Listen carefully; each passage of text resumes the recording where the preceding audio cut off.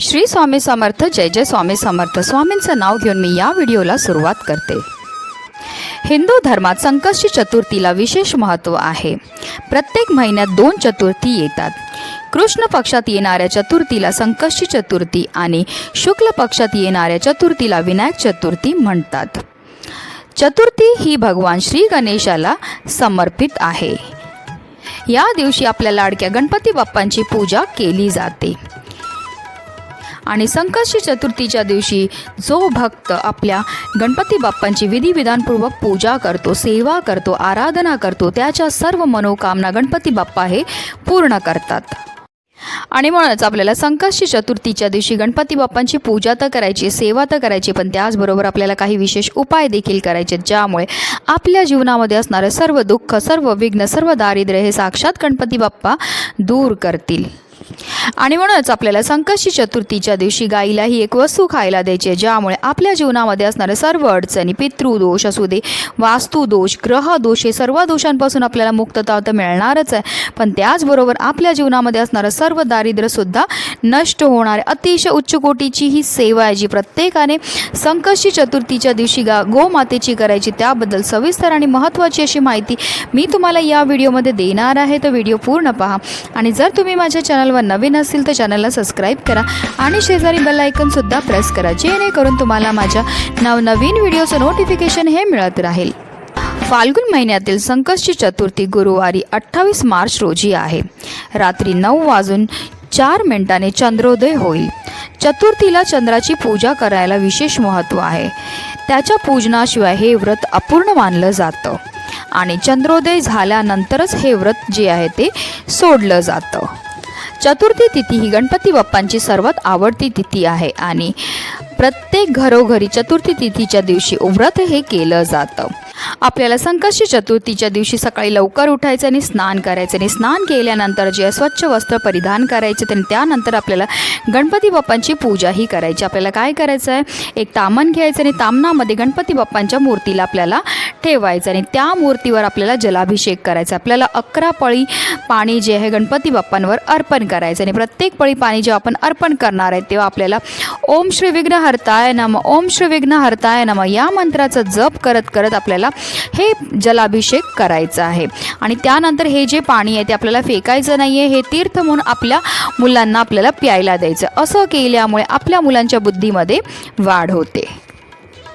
जलाभिषेक करून झाल्यानंतर गणपती बाप्पांच्या मूर्तीला आपल्याला स्वच्छ पुसून पुन्हा देवघरामध्ये ठेवायचं आहे. त्यांना प्रिय असणाऱ्या दुर्वा, जास्वंदाचं फूल, धूप, दीप, अगरबत्ती, हळद, कुंकू, अक्षदा अर्पण करून घ्यायचे आहेत आणि त्यानंतर जे आहे आपल्याला गोडधोडाचं त्यांना नैवेद्यसुद्धा दाखवून घ्यायचं आहे. म्हणजे तुम्ही जर मोदक बनवू शकले तर मोदकाचा नैवेद्य दाखवायचा किंवा गुळ आणि खोबऱ्याचा नैवेद्य दाखवला तरीही चालणार आहे. तर अशा रीतीने आपल्याला जे आहे गणपती बाप्पांची पूजा ही करायची आहे. हिंदू धर्मामध्ये गाय, गंगा आणि गायत्रीचं अनन्यसाधारण असं महत्त्व आहे. गायीचा जन्म हा समुद्र मंथनातून कामधेनू गायीच्या स्वरूपामध्ये झाला होता. त्याचबरोबर माता लक्ष्मीचा जन्मसुद्धा समुद्र मंथनातून झाला होता आणि म्हणूनच जे आहे गायीला माता लक्ष्मीचं स्वरूप देखील म्हटलं जातं. गायीमध्ये 33 कोटी देवी देवतांचा वास असतो. गाय 11 रुद्रांची आई आहे, 8 वसूंची कन्या आहे, 12 आदित्यांची बहीण आहे आणि अमृतरूपी दूध देणारी आहे. गाय स्वर्गात जाण्याची शिडी मानली जाते आणि जो व्यक्ती गोसेवा करतो त्याला स्वर्गाची प्राप्ती होते आणि गाय ही स्वर्गामध्ये सुद्धा पूजनीय मानली जाते. गायीची सेवा केल्यामुळे आपल्या सर्व मनोकामना पूर्ण होतात आणि गायीचं स्थान जे आहे ते देवापेक्षाही वरचे आहे. साक्षात श्रीहरी विष्णूंनी सुद्धा जे आहे आपल्या कृष्ण अवतारामध्ये गोसेवा केली होती आणि म्हणूनच त्यांना गोपाळ हे नावसुद्धा मिळालं होतं आणि म्हणूनच अशा विशेष तिथीला आपल्याला आवर्जून गोसेवा ही करायची आहे. तर चला जाणून घेऊया ती कोणती वस्तू आहे जी आपल्याला गाईला खायला द्यायची, ज्यामुळे आपलं रात्रीतून नशीब चमकून आपला भाग्योदय हा होणार आहे. पूजा करून झाल्यानंतर आपल्याला हा जो उपाय आहे तो करायचा. आपल्याला काय करायचं आहे, 21 दुर्वांची एक जुडी तयार करायची आहे. त्याचबरोबर थोडंसं आपल्याला गूळ घ्यायचं आहे. ह्या 2 वस्तू आपल्याला ह्या उपायाकरता लागणार आहेत. आपल्याला काय करायचं, एक प्लेट घ्यायची आहे. त्या प्लेटमध्ये आपल्याला 21 दुर्वांची जुडी ठेवायची आहे आणि त्याचबरोबर थोडंसं गुळाचा खडा ठेवायचा. ह्या वस्तू ज्या आहेत आपल्याला आपल्या देवघरामध्ये असणारे गणपती बाप्पांसमोर आपल्याला काही वेळाकरता ठेवायच्या आहेत. आणि त्यानंतर जे आहे आपल्याला त्या वस्तू तिकडनं आपल्याला ती प्लेट जी आहे ती उचलायची. आता हा उपाय जो आहे तुम्ही सकाळपासून संध्याकाळपर्यंत तुम्हाला जेव्हा जमेल तेव्हा तुम्ही करू शकतात.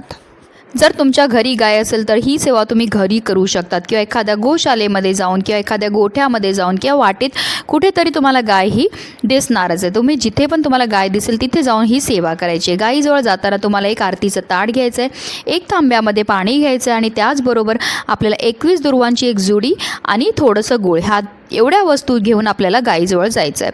सगळ्यात पहिलं आपल्याला गायीच्या दोन्ही पायावर पाणी हे अर्पण करायचं आहे.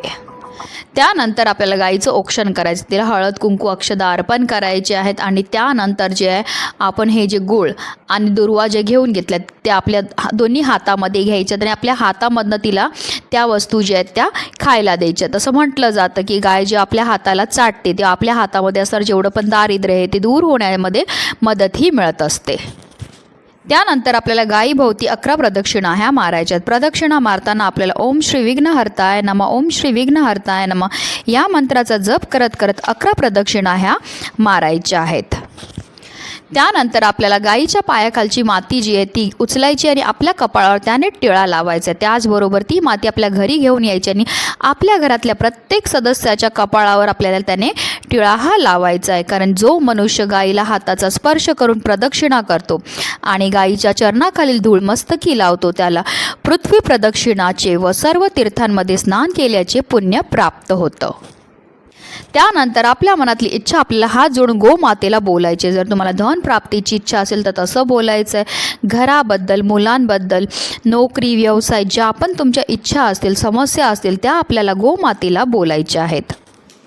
कारण गायीमध्ये 33 कोटी देवी देवतांचा वास असतो आणि जर आपण ही गोसेवा संकष्टी चतुर्थीच्या दिवशी केली तर आपल्यावर 33 कोटी देवी देवतांबरोबर गणपती बाप्पांची भरभरून कृपा होते आणि त्यामुळे आपल्या जीवनामध्ये असणारे जेवढे पण विघ्न आहेत, दोष आहेत, दारिद्र्य आहेत ते साक्षात गणपती बाप्पा दूर करतात. आणि म्हणूनच व्हिडिओ जास्तीत जास्त लोकांपर्यंत शेअर करा जेणेकरून प्रत्येकाच्या आयुष्याचं कल्याण हो हीच मनामध्ये इच्छा. श्री स्वामी समर्थ. जय जय स्वामी समर्थ.